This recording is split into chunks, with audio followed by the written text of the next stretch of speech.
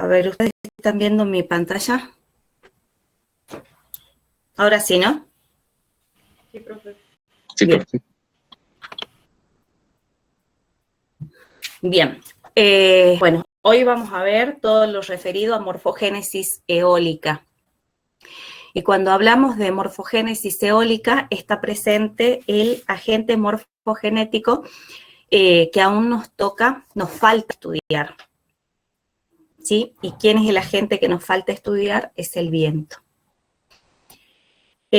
Cuando hablamos de morfogénesis eólica, es como que todas las regiones áridas, las zonas hiperáridas y más aquellos en los suelos en donde de esas regiones, en donde se produce, en donde se cultiva el suelo, está muy susceptible a la actividad del viento.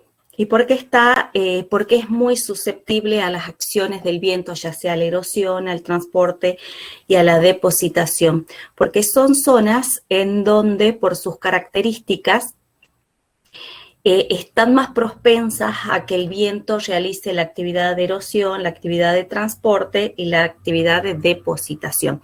Y ello se debe a que en el suelo existe un bajo porcentaje de cobertura vegetal. ¿Sí? Entonces, al estar la cobertura vegetal ausente o en un bajo porcentaje y al ser un terreno por lo general lo más plano posible, ahí es en donde el viento comienza a actuar. Y cuando hablamos de viento, podemos decir de que el viento es el aire en movimiento. ¿Sí? Y ese aire en movimiento, es decir, ese agente morfogenético, realiza las actividades de transporte, de erosión y de acumulación. ¿Sí? Cuando decimos transporte, erosión y acumulación, estamos haciendo referencia a los procesos que va a realizar el viento. ¿Sí? En esta imagen, por ejemplo, podemos ver una tormenta de polvo. ¿Sí? El viento es el agente que produce la remoción del material superficial. Luego, el viento ya remocionó el material, pasa al proceso de erosión. Entonces se produce el desplazamiento de ese material. ¿Sí? Entonces estamos hablando de lo que es el transporte. Y cuando ese agente viento no tiene la capacidad de transportar, se produce esta acumulación. ¿Sí? Y las formas de acumulación, las formas de erosión y las formas de transporte son las formas que hoy vamos a estudiar. Y cuando hablamos de transporte,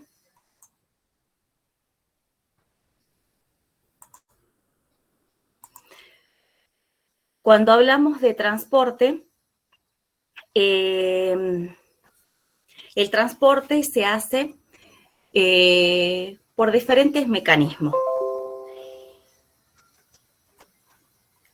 Se realiza por diferentes mecanismos. Ahora, ¿qué vamos a tener en cuenta para estudiar estos distintos mecanismos de transporte? Vamos a tener en cuenta dos características. Una va a ser la capacidad de transporte que tiene el viento. ¿Sí? Y por otra parte vamos a analizar o vamos a estudiar o tener en cuenta las propiedades aerodinámicas de las partículas.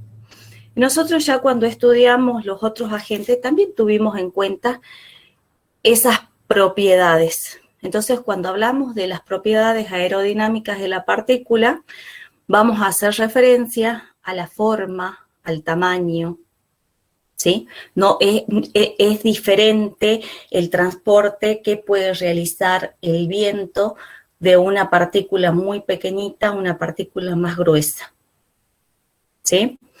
Entonces, se tienen en cuenta esas dos características. Teniendo en cuenta esas dos características, los que son las formas o los mecanismos de transporte. Y vamos a comenzar por la forma de transporte más importante, que es la saltación.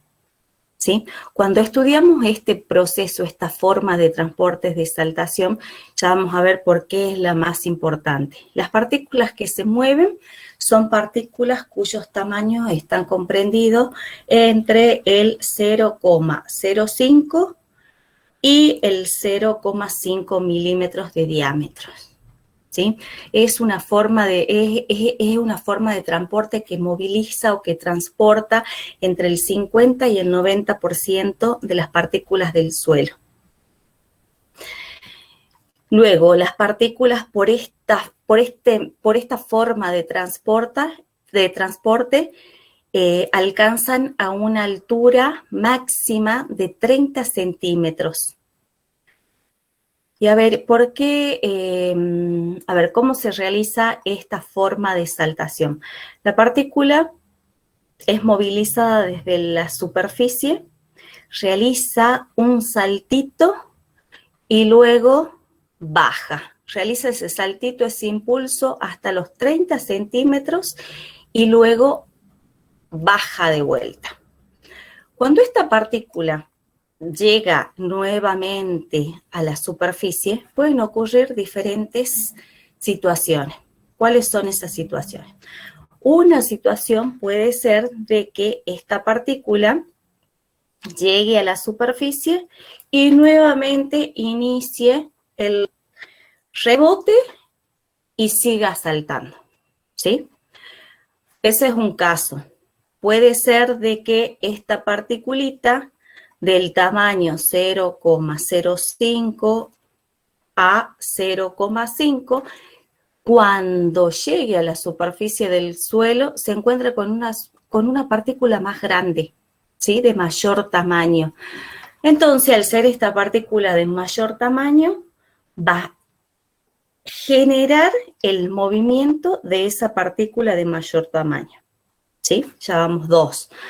Luego, puede ser también que cuando llegue a la superficie se encuentren con una partícula de cualquier tamaño y produzca la fragmentación de esa partícula, ¿sí? Y puede ser de que ahí se produce la fragmentación y en esos fragmentitos van a continuar el movimiento, ¿sí? Si el tamaño de ese fragmento está comprendido entre 0,05 a 0,5, puede continuar con el proceso de saltación.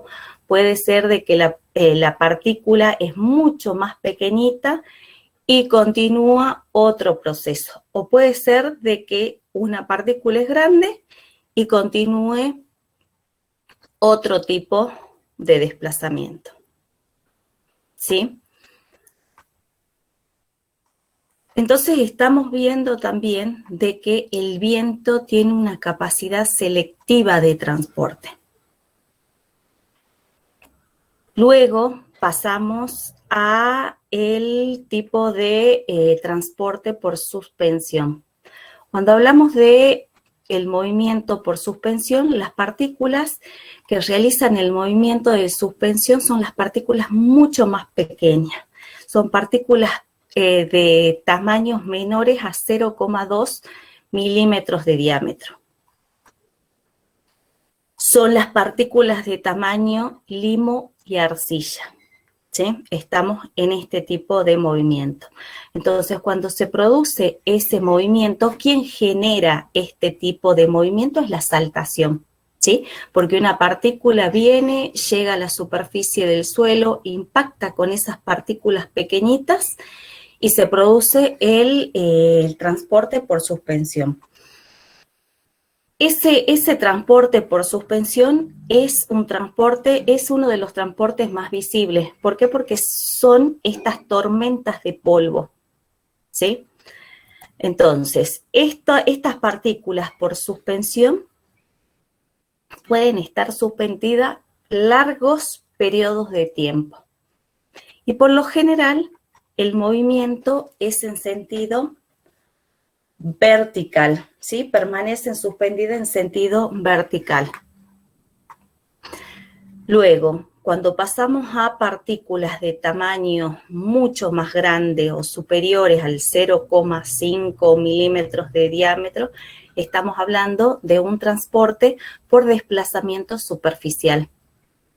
¿Sí? Cuando hablamos de un desplazamiento basal o superficial, estamos hablando de que las partículas, al ser de mayor tamaño y el viento que no tiene esa capacidad de transporte, lo único que hace es lo desplaza sobre la superficie. Y ahí está presente también lo que es la forma de la partícula, porque aquellas partículas que sean más redondeadas se van a desplazar rodando.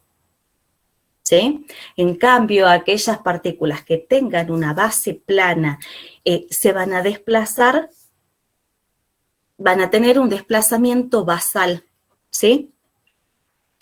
Entonces, a ver, fíjense, este tipo de transporte, si yo me imagino lo que estudié también en dinámica fluvial, es más o menos similar. Cuando estudiamos la parte fluvial, nosotros teníamos las partículas que se iban transportando, las de mayor tamaño, era la carga de fondo. Teníamos partículas que también se desplazaban suspendidas y luego teníamos las partículas que iban flotando. Acá tenemos que saber de que el agente que transporta es el viento. Por lo tanto, no vamos a tener las partículas que van flotando, pero sí tenemos las partículas que van suspendidas. Cuando estudiamos lo que es glaciar, también es más o menos como que todo se asemeja. Lo que les digo en estos momentos es para que ustedes cuando vayan a estudiar, es como que se tienen que ir imaginando y lo tienen que ir relacionando. Si lo estudian bien desde el principio, luego quizás va a ser un poquito más fácil de entender. ¿Alguna pregunta hasta acá?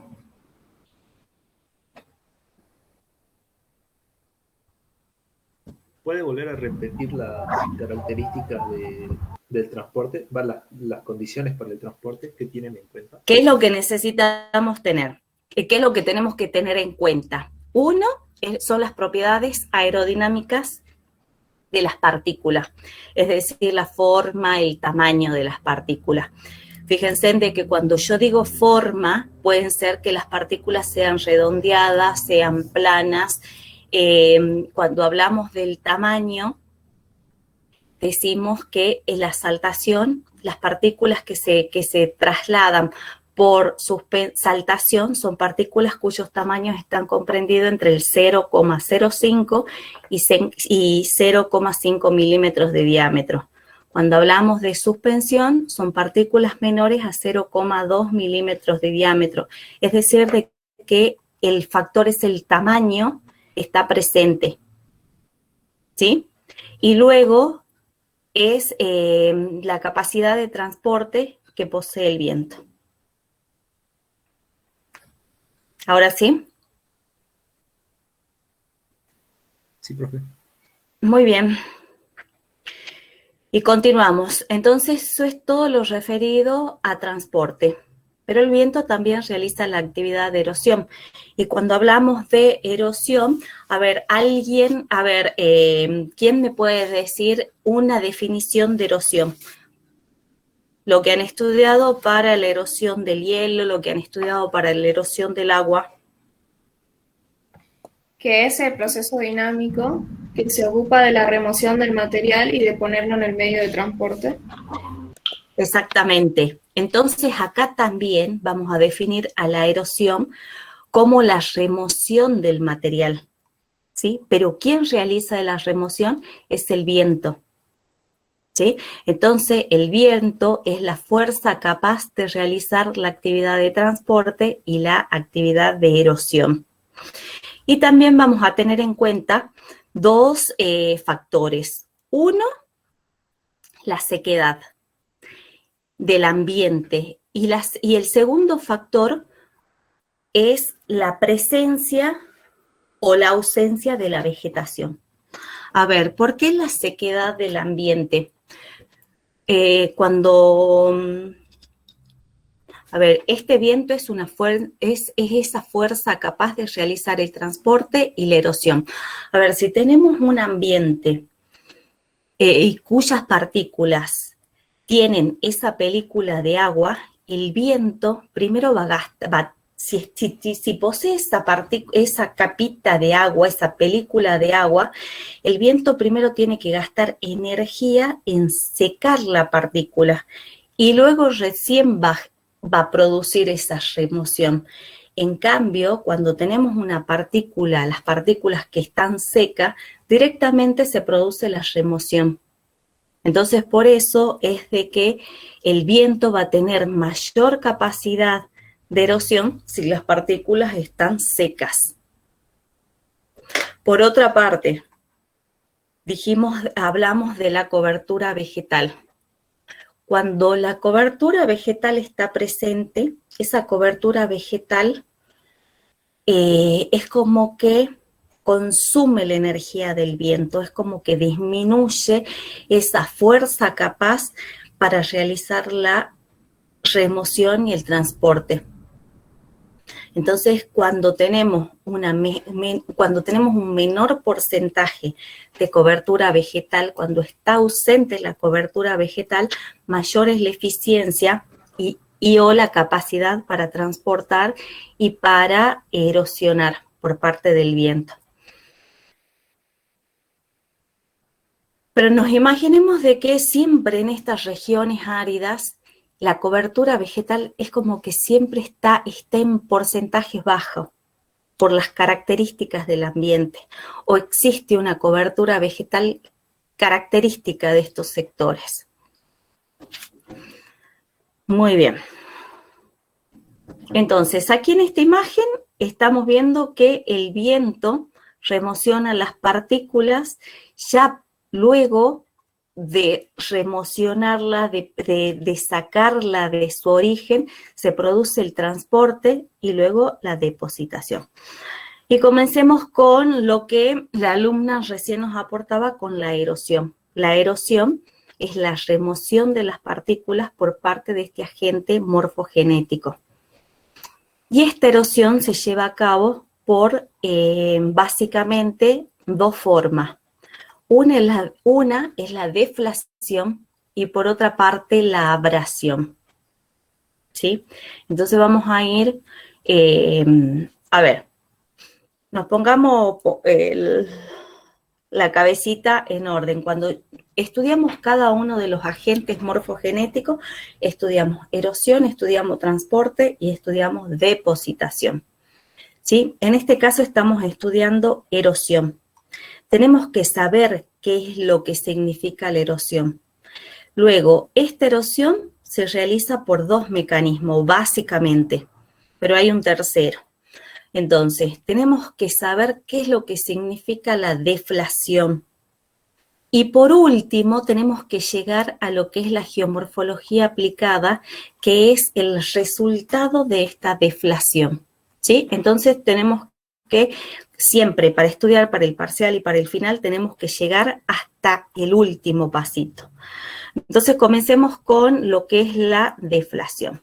Y vamos a definir a la deflación como la remoción de los sedimentos no consolidados o no cohesivos.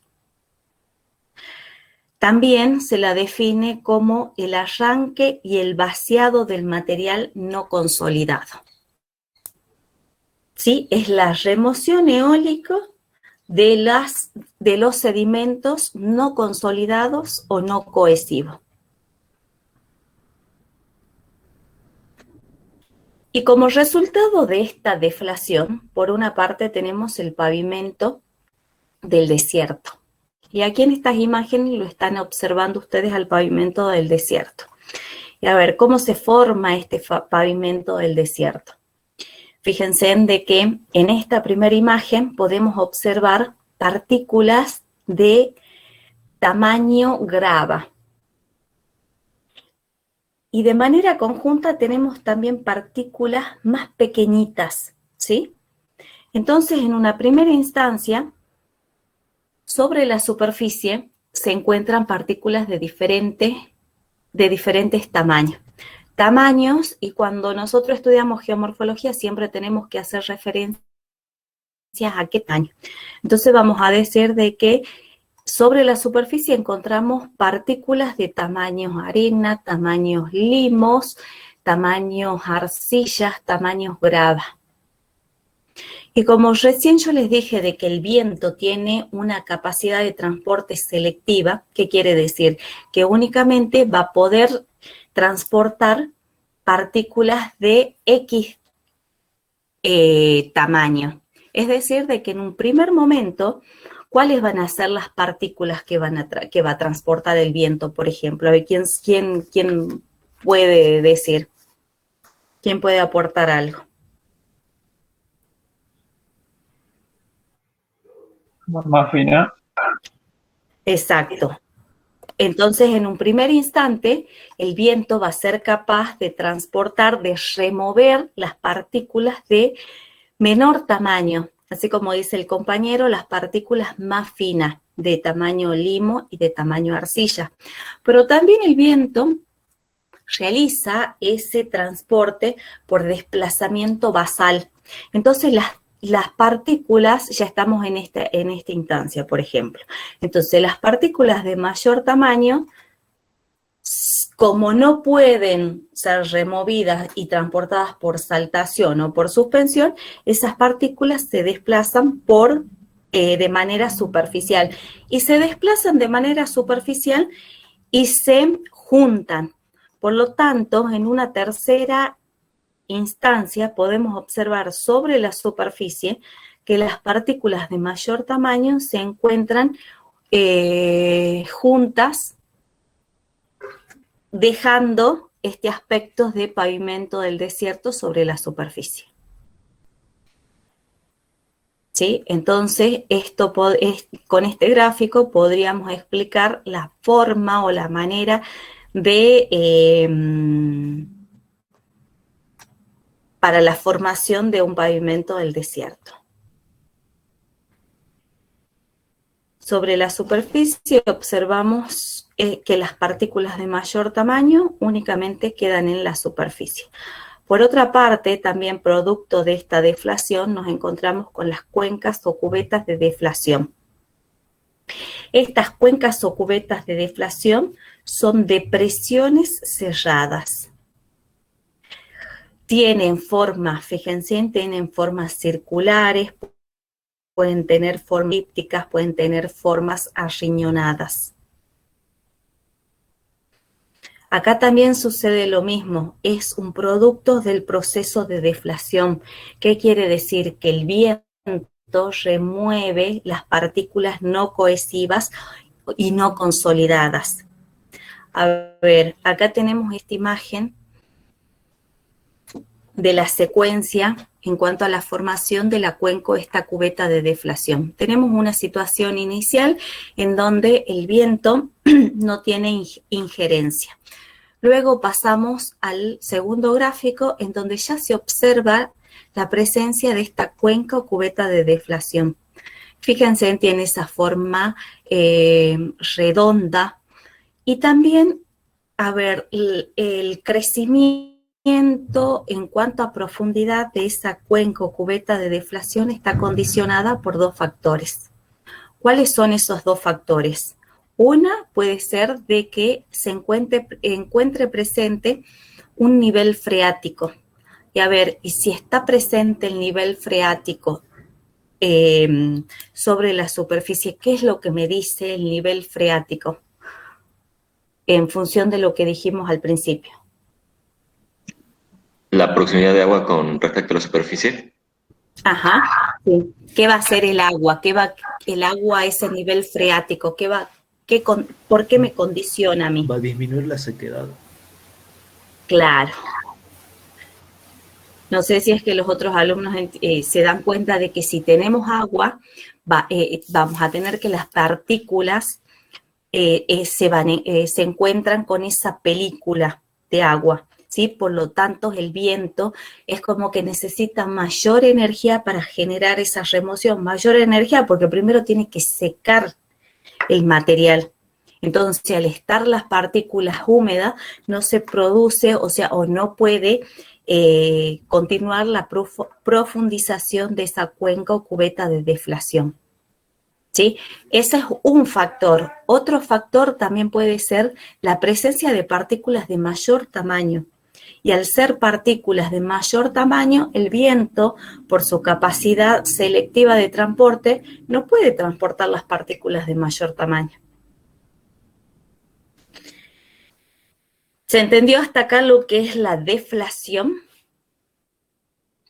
Profe, ¿y qué es lo que determina el centro de la cubeta o de la cuenca? O sea, ¿cómo empieza, qué determina el lugar donde empieza? La disponibilidad del material. Material es fino. Estas cuencas o cubetas de deflación son muy comunes en las zonas de la pampa, por ejemplo, en sectores también en donde hay aridez. Y lo único, para que comience este proceso de deflación, tenemos que tener el material disponible. Hay material disponible, hay material finito, entonces el viento comienza a actuar. Fíjense de que también, por lo general son sectores planos, son sectores llanos en donde el viento actúa.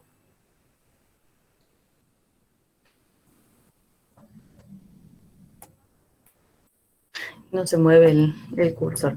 A ver, se me tildó la compu. Vamos a salir.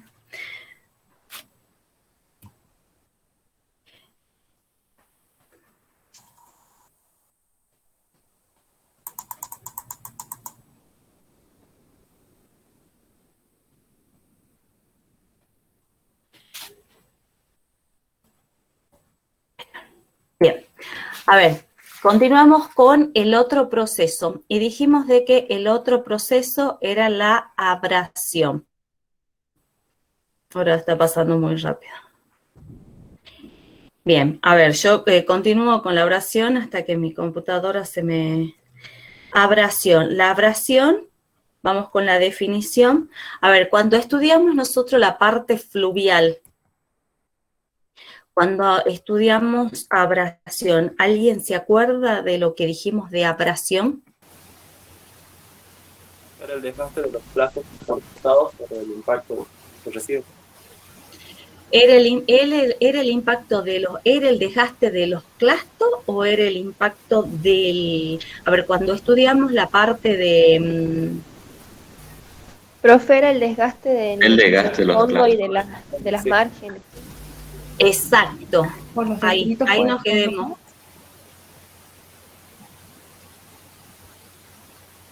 Era el desgaste, a ver, cuando estudiamos abrasión dijimos de que era el desgaste de las márgenes y de la forma y del fondo por la acción de las partículas, ¿sí? O sea, esas particulitas, cuando yo le hice el grafiquito, esas partículas eran unas, también dijimos de que las partículas tenían que tener una dureza superior al margen, ¿sí? ¿Por qué? Porque esas partículas eran quienes realizaban el desgaste. ¿Sí? Ahora, esa definición las traemos para acá.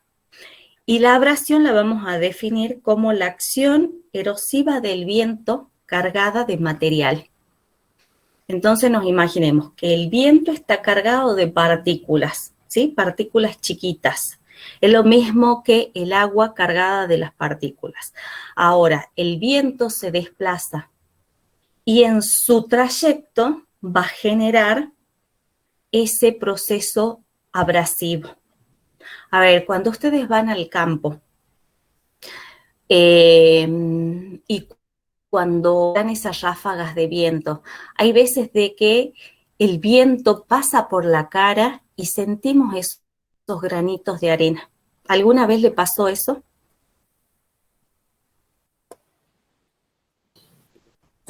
Todos los días, profe. Bueno, muy bien. Entonces, ese es el proceso de abrasión. ¿Sí? Entonces, ese es el proceso de abrasión. Cuando ocurre ese proceso de abrasión, es decir, esa acción erosiva del viento cargado de material, da como resultado geoformas denominadas yardan. ¿Y qué son los yardan? Los yardan son estas rocas modeladas, son rocas esculpidas, ¿sí? Rocas modeladas, rocas esculpidas. Tarbuk también las define como una cresta, fíjense, es esta. Tarbuk la define como una cresta aerodinámica con dirección paralela a la del viento. Miren esta imagen. En esta imagen tenemos una roca. A ver, ¿quién se puede dar cuenta de qué tipo de roca es esta? Pues, a ver, podría ser una roca ígnea, sedimentaria o metamórfica. Según Sedimentaria, profe. Exacto. ¿Quién contestó? Yo, Marcelo. Muy bien. Yo, Marcelo. Muy bien, Marcelo. Es una roca sedimentaria. Y Marcelo se dio cuenta que estamos en presencia de una roca sedimentaria porque está observando los estratos, ¿sí? Entonces, fíjense en acá, es una roca sedimentaria, es una arenisca poco consolidada. Acá también. Entonces, está presente esa roca sedimentaria y sobre esa roca sedimentaria tenemos la actividad del viento, ¿sí? Ese viento está cargado de partículas. Entonces, esas partículas impactan sobre esta superficie sedimentaria, sobre esta roca poco consolidada sedimentaria. Y al cabo del tiempo observamos estas geoformas que reciben el nombre de Yardan, ¿sí?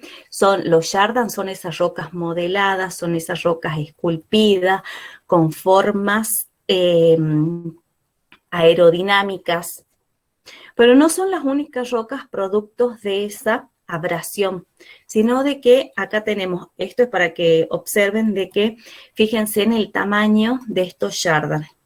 Acá tenemos otro tamaño, pero cuando salimos al campo, muchas veces nos encontramos con pequeñas formitas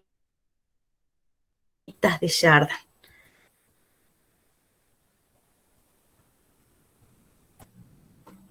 Y se volvió a tildar la compo.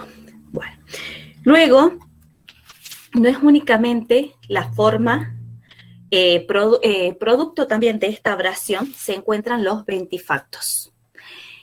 Y los ventifactos son estos cantos, cuando hablamos de cantos son fragmentos de rocas, con superficies suavizadas, las superficies también pueden estar pulidas, y cada una de estas superficies reciben el nombre de facetas, ¿sí? Esta es una faceta, es un canto con distintas caras. Cada una de estas caras pueden estar pulidas, pueden tener acanaladuras, producto de esta acción abrasiva, ¿sí? El viento, ¿qué es lo que hace? El viento está cargado de estas partículas y genera el pulido, puede generar también el suavizado, o quizás, o sea, se pueden formar pequeñas acanaladuras, acá se pueden observar bien. Lo que tenemos que saber que también producto de esta abrasión tenemos como resultado los ventifactos. Y yo también les dije de que no era únicamente el viento por erosión, no únicamente realiza deflación y abrasión, sino que también realiza la actividad de atricción. Y nosotros ya estudiamos algo de atracción. A ver, cuando estudiamos la parte fluvial, ¿alguien se acuerda lo que dijimos de atracción? Es el Era el desgaste. desgaste. De las partículas. Exacto. Experimenta cargas o partículas. Es el desgaste de las partículas. Entonces, acá también vamos a tener atracción. ¿Por qué? Porque las partículas están siendo transportadas por el viento y esas particulitas, también esos granitos de arena chocan unos contra otros y también se van desgastando. Entonces, por lo tanto, también está presente la atracción. Fíjense de que ustedes, si ya han estudiado bien fluvial, entonces ahora la parte eólica es como que la vamos llevando mucho más fácil.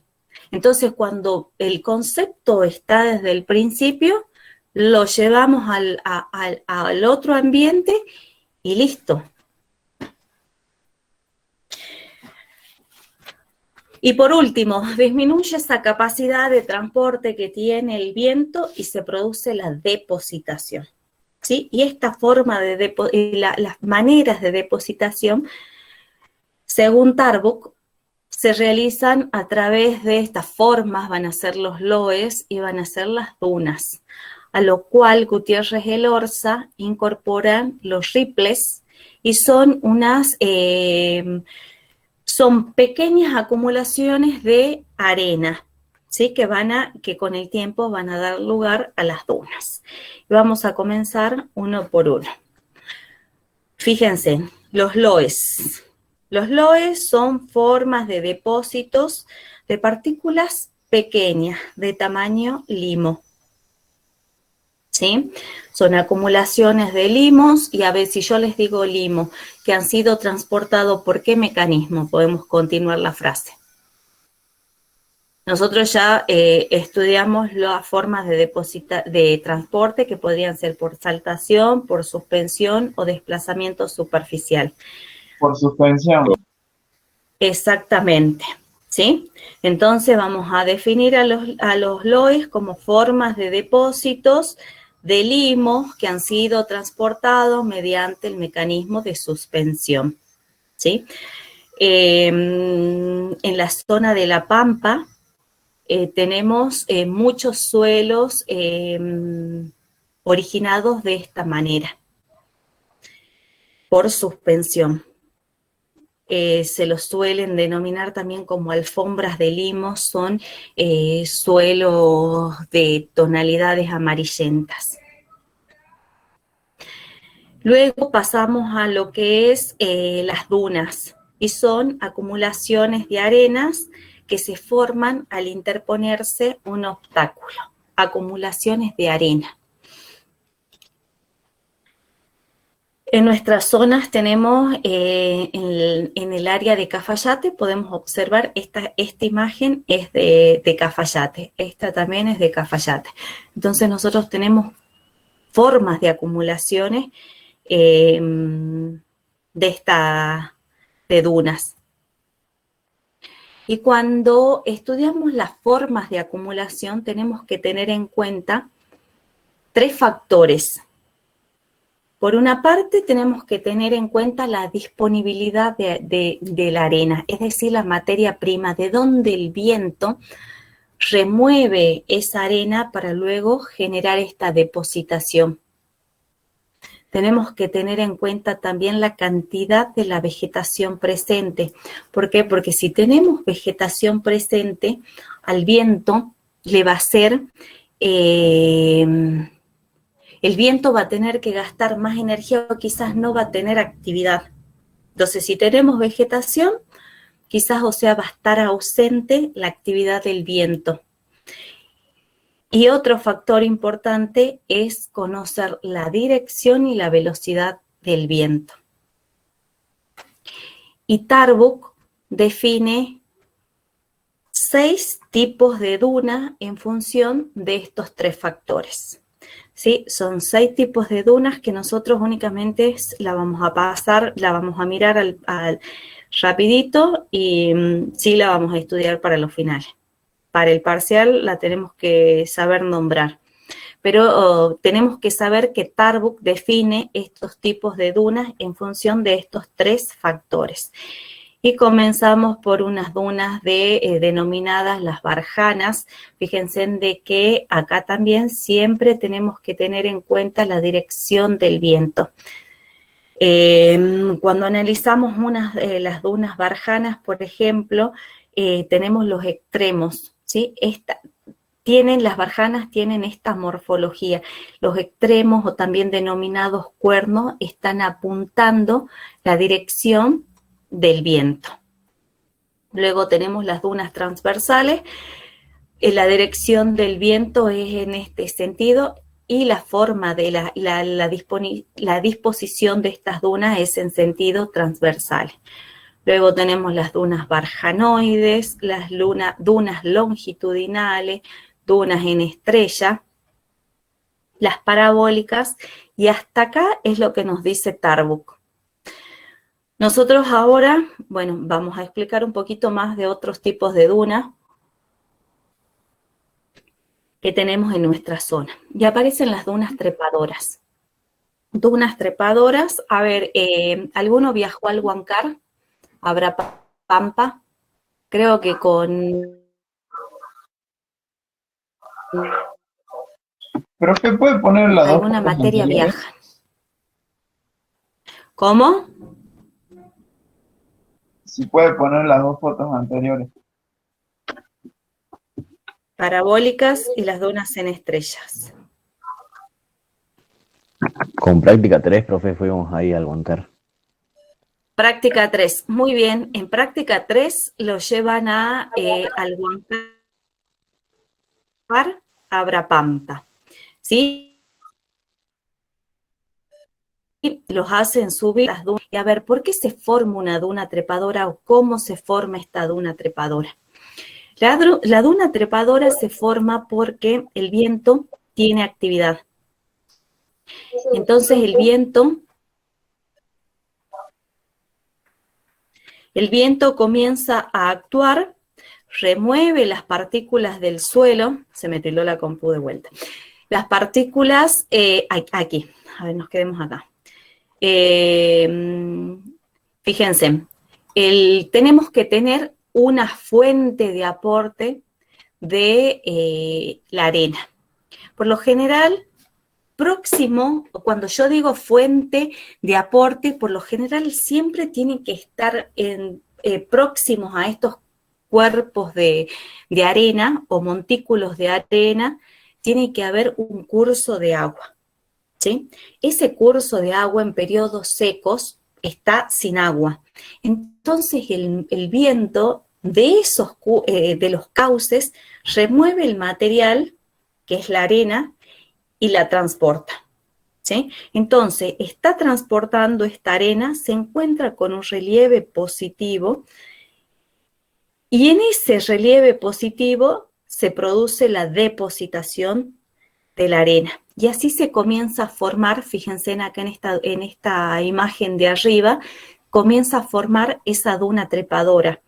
Cuando la duna se forma en este frente, estamos hablando de dunas trepadoras ascendentes, pero fíjense que acá está en la parte apical, en la zona de arriba de este relieve positivo. Es posible de que el material también pase ese relieve positivo y la arena se deposite en el otro sector. Entonces tenemos una duna trepadora descendente.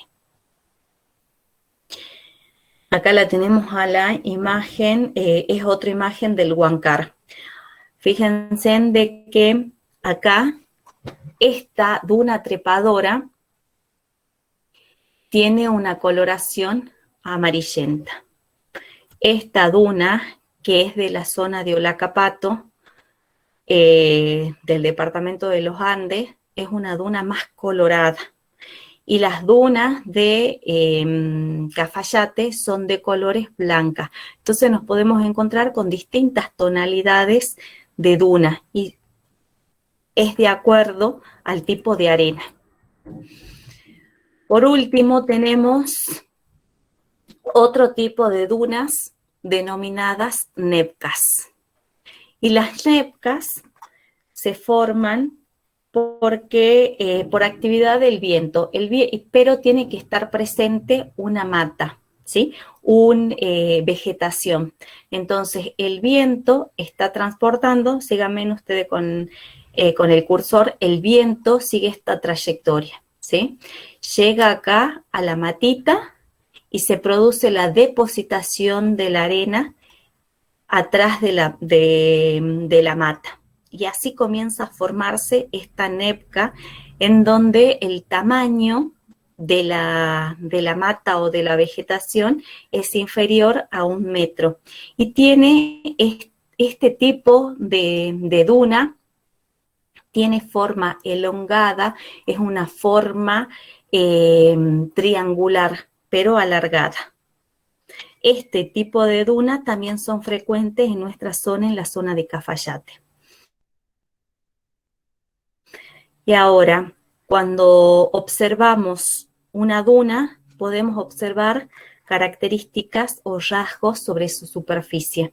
Y son esas rizaduras, ¿sí? Cuando nosotros analizamos una duna con esta rizadura, con esta morfología en su parte superficial, podemos determinar también la dirección del viento. Es decir, de que esta rizadura tiene una zona de barlovento y una zona de sotavento. Barlovento, menor pendiente, y es de donde viene el viento. Sotavento, lo contrario.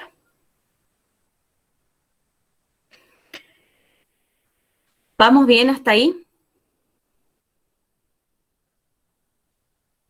Sí, Sí, profe. profe. ¿Sí? ¿Continuamos nomás? Sí, profe. Bien. Entonces, podemos hablar también de estabilidad de las dunas, y quizás es la parte que a nosotros como ingenieros en recursos naturales también nos va a interesar. ¿Por qué? Porque cuando una duna, cuando estos montículos de arenas se mueven, pueden generar efectos negativos. ¿Por qué efectos negativos? Porque nos tenemos que imaginar que, a ver cómo sucede en Cafayate. En Cafayate tenemos la ruta nacional número 68, y cuando nos desplazamos desde Salta a Cafayate, a unos cuantos kilómetros antes de llegar a Cafayate, tenemos esos 3 cuerpos de arena, ¿sí? 3 cuerpos de arena que también se están moviendo. Con el tiempo, si es que no se produce la estabilización de esas dunas, también puede ser de que esas arenas generen efectos negativos hacia la ruta, se movilicen, porque tenemos también en ese sector, tenemos casas. A ver, ¿Alejandra está presente? Alejandra Campos. Sí, profe. Alejandra, antes de llegar a Cafayate están loteando, ¿no es cierto? Sí, y también hay viñedos. Hay viñedos porque hay una bodega ahí que está cerca del río. Los viñedos llegan hasta las dunas. Cafayate también. Exacto. Entonces también estas dunas están generando un efecto negativo. Entonces siempre tenemos que, nosotros, nuestra tarea es ver cómo la vamos a estabilizar estas dunas. Esta es la parte, sería lo que es la geomorfología aplicada. Y cuando hablamos de estabilidad de las dunas, de estos campos de arena, podemos tener dunas móviles.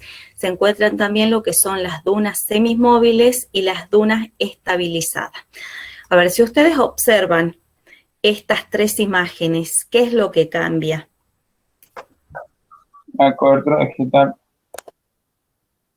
La cantidad de vegetación. Exacto. Perfecto, es eso. Entonces, en una duna móvil, la vegetación está ausente. Está ausente la vegetación, continúa la actividad del viento y esa duna se sigue moviendo. ¿Cómo me puedo dar cuenta que una duna se está moviendo?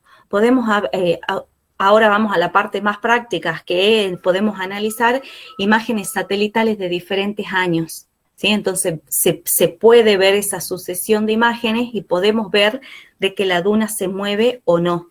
Existen también un montón de programas que nos permiten ver cuánta es la tasa de movimiento de esa duna. Pasamos a lo que es una duna semimóvil. Cuando hablamos de una duna semimóvil, son dunas que están parcialmente tapizadas por vegetación. Y luego vamos a lo que son dunas estabilizadas. Y ya hablamos que la vegetación cubre totalmente las dunas. Esta imagen es una imagen de un campo de dunas que está llegando a Tolombón por la ruta nacional número 40. ¿sí? Esto era anteriormente un campo de arena, pero la vegetación logró tapizar esos cuerpos de arena.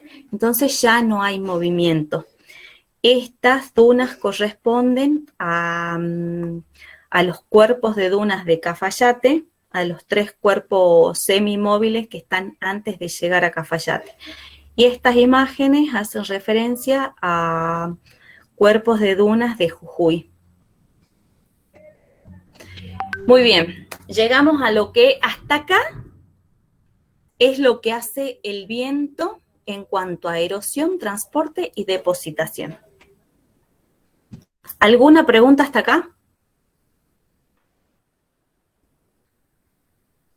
No, profe. Por ahora no. Por ahora no, muy bien. Se entendió todo. Anabel, ¿se entendió todo? Sí, profe, perfecto. Perfecto. Después me van a calificar ustedes a mí, si les enseño bien o mal. Bueno, llegamos a regiones secas. A ver, Alejandra, regiones secas, Alejandra vive en Cafayate, en San Carlos. En San Carlos. ¿Quién más vive en esos sectores? A ver, cuando hablamos de regiones secas, podemos hablar de Cafayate, podemos hablar de la quebrada de Humahuaca. ¿Quién vive por las áreas de quebrada de Humahuaca?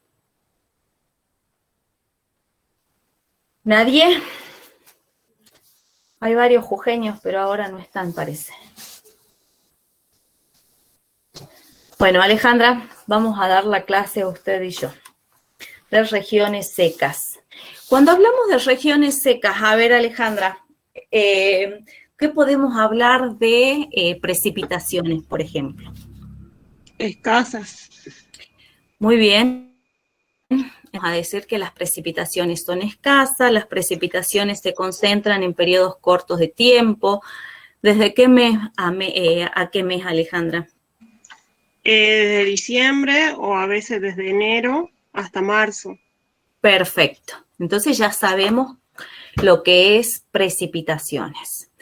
A ver, si analizamos esta imagen y lo que venimos diciendo de la cobertura vegetal, ¿cómo sería la vegetación en su área, Alejandra? Es poca vegetación y por lo general son arbustos, no hay muchos árboles. Perfecto. Así tal cual lo que dice la compañera van a ir anotando ustedes. ¿Sí? Entonces la cobertura vegetal es baja, en sectores se encuentran ausentes y el tipo de vegetación es la vegetación arbustiva. Muchas veces también tenemos vegetaciones salobres porque son suelos que tienen niveles de sal. ¿Qué vegetación, por ejemplo, Alejandra, característica de regiones salinas tenemos? El jume. El jume, perfecto. Entonces, como ejemplo, podemos decir el jume. Las vegetaciones, las cactáceas también son características. Con respecto a la radiación, Alejandra, ¿son altas, son bajas? Sí, son altas. Altos niveles de radiación, perfecto. ¿Y las temperaturas, Alejandra? Durante el día son altas y disminuyen mucho durante la noche. Exactamente, entonces estamos hablando de que existe una amplia amplitud térmica, tanto diarias como estacionales. ¿Sí? Ahora, ¿qué es lo que nos está faltando? ¿Qué es el tema del día? ¿Hacer referencia a qué? A los vientos. Los vientos. Exacto. Entonces vamos a decir de que los vientos en estas regiones son vientos que coinciden con los periodos secos, ¿sí? Entonces coinciden con los periodos secos, por lo tanto tienen una mayor actividad. Entonces tenemos que decir que los vientos también, si las lluvias son de diciembre a marzo, el viento va a tener una mayor actividad en los periodos secos. Con respecto a los suelos, lo vamos a caracterizar como suelos de texturas gruesas, son suelos poco desarrollados que se los denominan suelos esqueléticos. Muy bien. Ahora vamos a seguir caracterizando estas regiones secas. Sí, vamos a seguir con Alejandra y vamos a ver, Alejandra, si tenemos que hablar de meteorización en la zona seca, ¿la meteorización química será principal o será accesoria? Accesoria. Exactamente. Entonces, la meteorización química es accesoria, es una meteorización secundaria, es una meteorización que tiene poca relevancia en estos ambientes. ¿Por qué? Porque la precipitación es casi ausente. Más o menos, ¿sabemos cuánto es el milimetraje, la precipitación media en las regiones secas, Alejandra? Creo que es de 80 a 250 milímetros. Bien, entonces vamos a decir de que la precipitación la media se aproxima a los 200 milímetros, son 198 milímetros. Pero sí está la meteorización física está presente. ¿Por qué? Porque recién la compañera dijo de que existe esa amplitud térmica, tanto diaria como estacionaria. Y si hablamos de amplitud térmica, ¿qué es lo que está presente, Alejandra, en esta imagen? El termoclastismo. Perfecto. Entonces está presente el termoclastismo y como producto de este termoclastismo tenemos la fragmentación de la roca. Pero también, bueno, acá podemos observar, a ver, cuando salimos al campo, cuando recorremos ese río Chucha, cuando recorremos el Orohuasi de Cafayate, el Santa María, nos encontramos con este tipo de situación. ¿Qué es lo que se produjo acá? El termoclastismo. Entonces se produce esa fragmentación de la roca. Se produce la fragmentación de la roca y en la superficie, o sea, cuando caminamos y cuando observamos cuando queremos agarrar estas roquitas, se desarman. Se desarman, tenemos este material súper fragmentado. Pero también está presente la haloclastía. ¿Por qué está presente la haloclastía? Porque dijimos que en estos suelos existen niveles de sales. Tenemos esa sequedad del ambiente. Entonces se produce esa evaporación del agua y la precipitación de las sales. Entonces la haloclastía también está presente. Eso es con respecto a la meteorización física. Y dijimos que la meteorización química era accesoria, formaba parte, es como que es algo accesorio. Y está representada por la oxidación, ¿sí? Oxidación. Y a ver, ¿alguien se acuerda algo de lo que estudiamos por oxidación?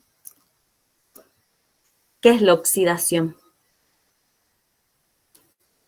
Velázquez, ¿qué era la oxidación? Oxigenación de algún elemento presente en el suelo, digamos.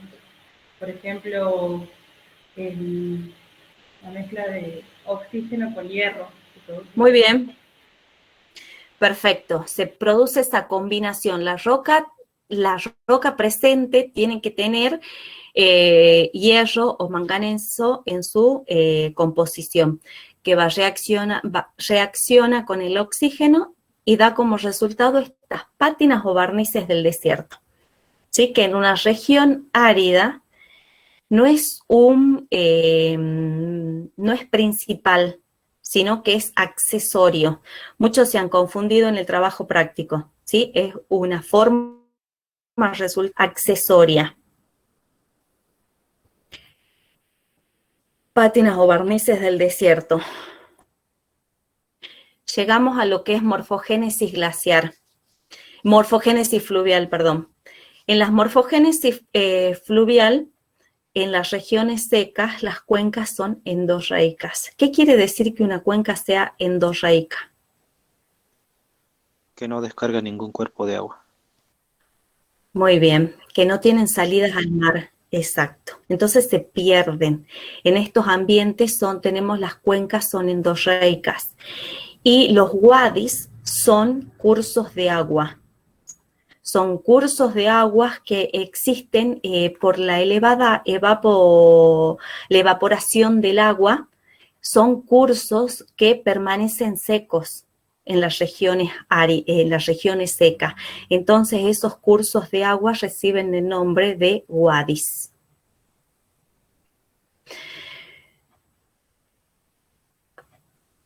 Dijimos de que también existe,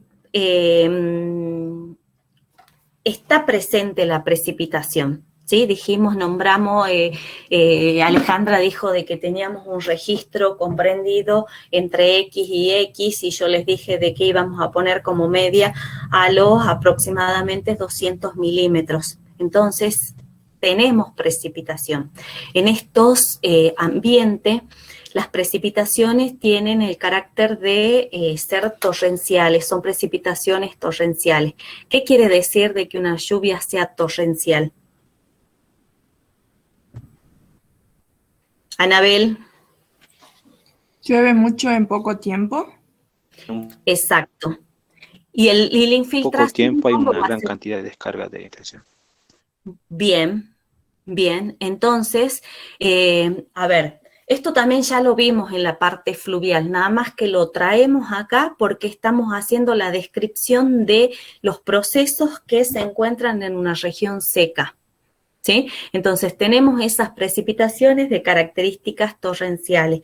Las precipitaciones se producen, esa lluvia se acumula en pequeñas depresiones.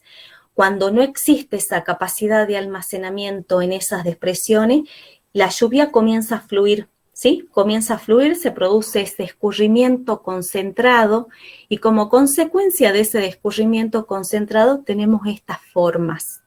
¿Cuáles son las formas? Son los surcos, las cárcavas, los tubos de órganos y los badlands. Es decir, de que en estas regiones secas nos encontramos con estos tipos de formas resultantes del escurrimiento concentrado. Esta es la imagen que estudiamos en la parte del agente morfogenético agua. Tenemos los surcos, que cuando aumentan su tamaño, acá tenemos otras imágenes de surcos, ¿sí? ¿Cómo tenemos que analizar esta imagen? Se producen las precipitaciones. Fíjense de que en esta imagen está plasmada la sequedad del ambiente, ¿sí? Tenemos la cobertura vegetal está casi ausente. Fíjense de que en la superficie tenemos partículitas más grandes.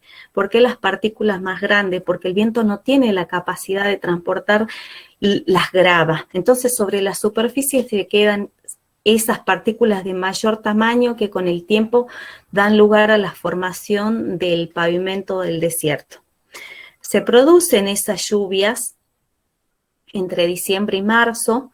Esas lluvias caen en los sectores altos y comienza la lluvia, el agua de la precipitación tiene que bajar, comienza a fluir, baja a favor de la pendiente y da lugar a esos surcos. Esta es otra imagen característica de los ambientes áridos correspondiente a tolar grande.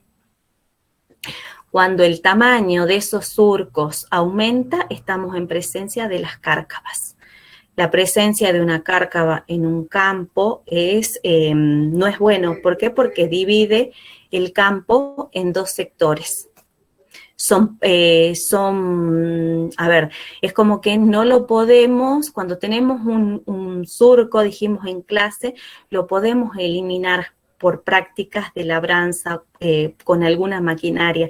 En cambio, cuando tenemos una cárcava que son de mayores dimensiones, tanto en sección como en profundidad, el campo queda dividido en dos y se pierde superficie de cultivo.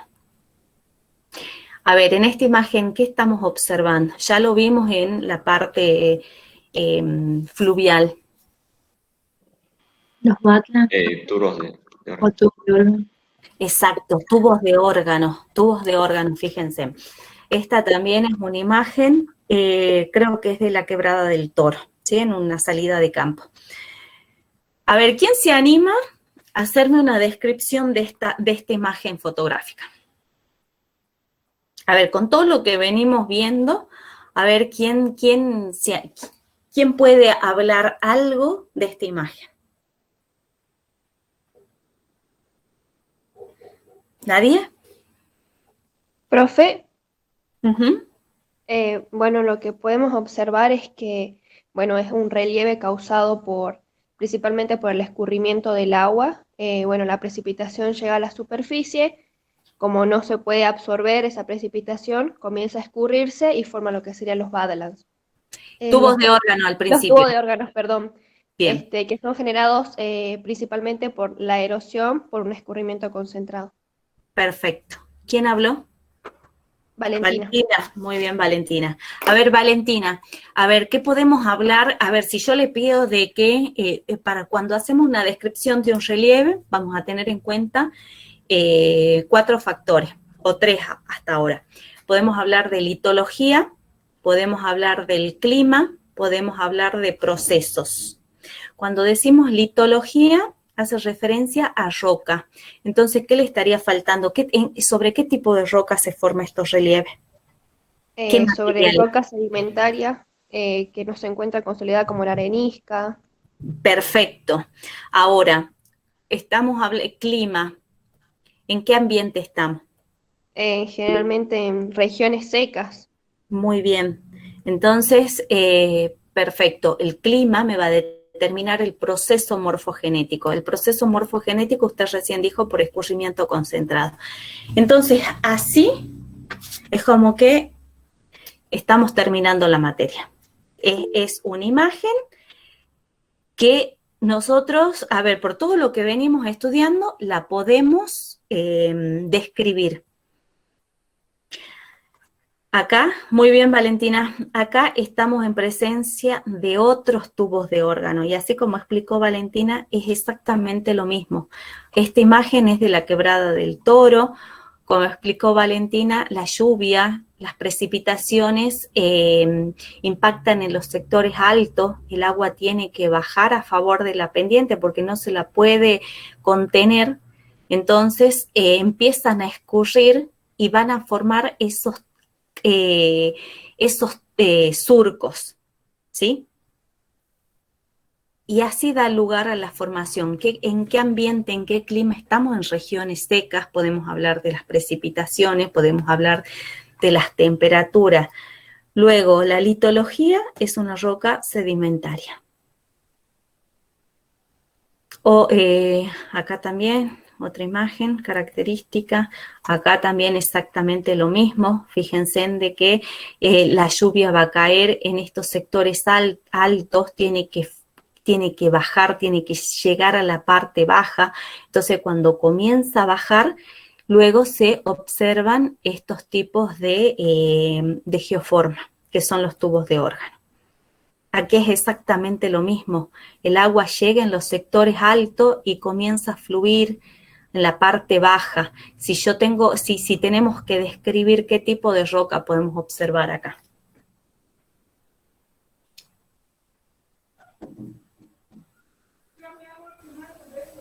¿Alguien se anima? ¿Alguien puede decir qué tipo de roca más o menos estamos observando? Marcelo, ¿será una roca ígnea? ¿Rocas sedimentarias? Perfecto. Claro, por la diferencia de los colores. Exacto, es roca sedimentaria. Nosotros tenemos este año lectivo, tenemos la geomorfología, tenemos que saber lo que es una roca. Fíjense de que ustedes no hemos tenido el trabajo práctico, o sea, trabajar con la muestra, pero por las imágenes también ustedes ya se pueden dar cuenta un poquito más. En estas regiones, luego de los tubos de órgano, también tenemos como formas características de estos ambientes los badlands. Se forman de igual manera, nada más de que el agua, en vez de bajar de sentido derechito, o sea, paralelos unos contra otros, ya comienzan a cruzarse. Entonces, al empezar a cruzarse, ya tenemos lo que son los badlands.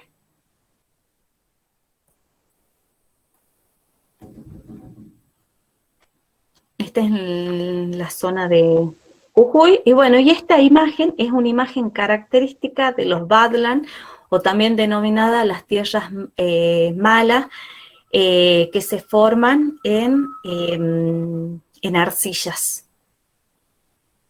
en donde la cobertura vegetal está ausente o es muy reducida.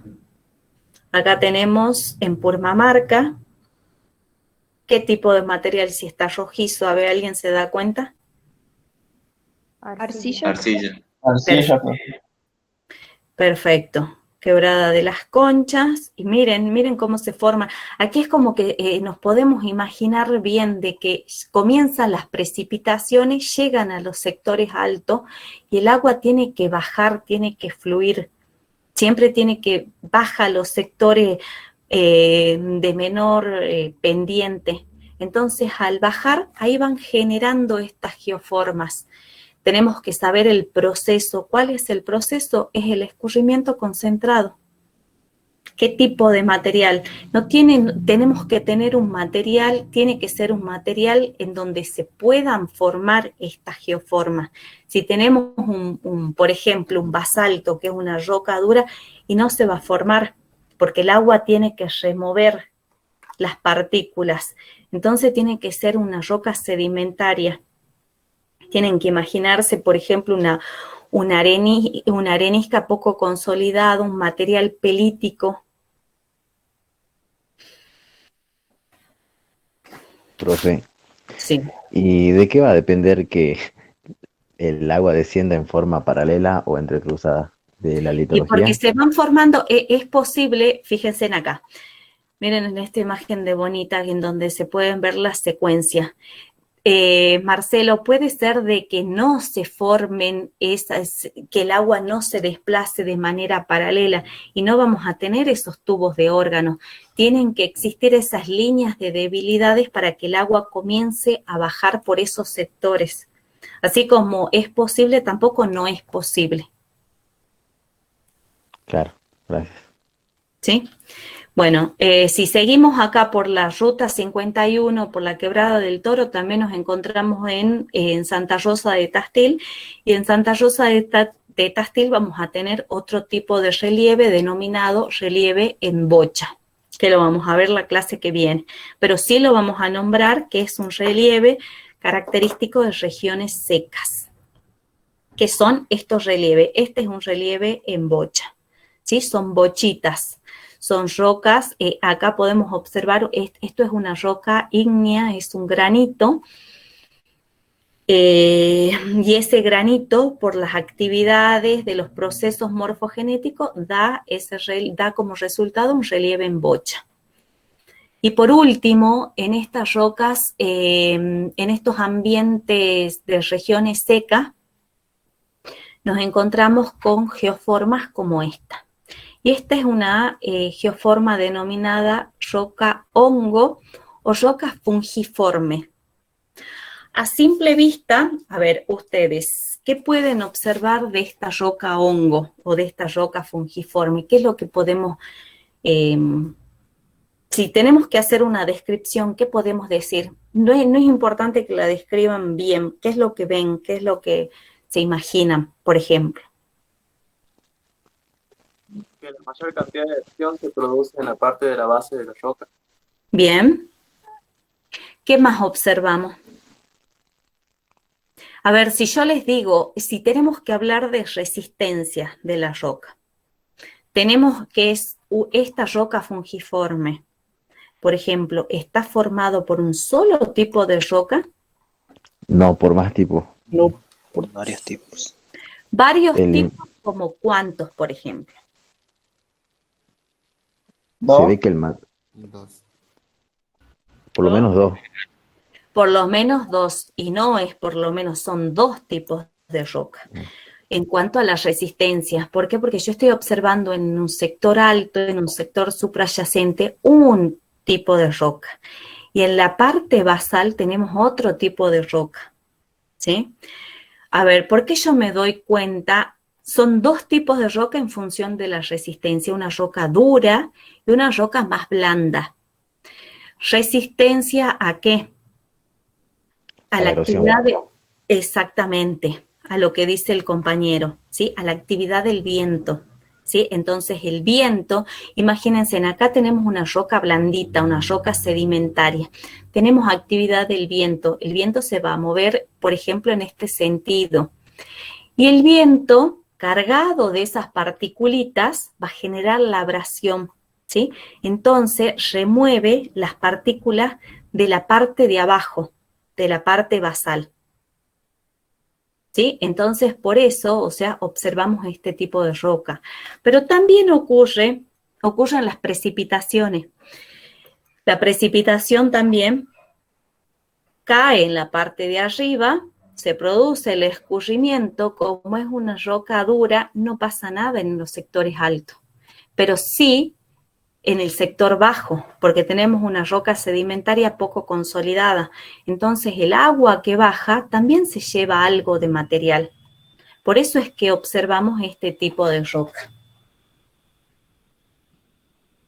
Característicos de las regiones áridas, qué tipo de procesos están presentes. Está presente la erosión, está presente el escurrimiento concentrado.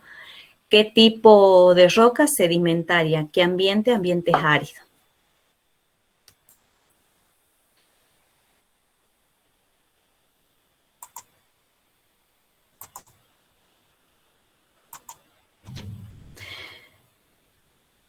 Hasta acá llegamos con regiones secas. Estudiamos el agente morfogenético